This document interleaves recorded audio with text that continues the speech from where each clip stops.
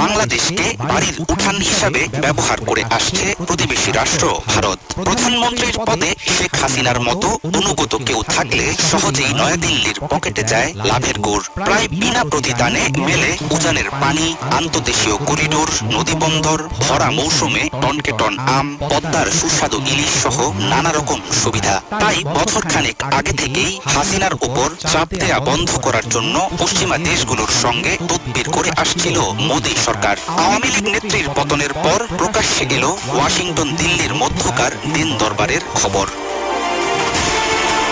বাংলাদেশের অভ্যন্তরীণ বিষয় নিয়ে বিদেশি দুই রাষ্ট্রের দর কষাকষির চিত্র তুলে এনেছে প্রভাবশালী সংবাদ মাধ্যম ওয়াশিংটন পোস্ট। 15ই আগস্ট প্রকাশিত প্রতিবেদনে মার্কিন ও ভারতীয় কর্মকর্তাদের বরাত দিয়ে গণমাধ্যমটি জানায়, রাজনৈতিক উত্তেজনা বাড়তে থাকায় বাংলাদেশ ইস্যু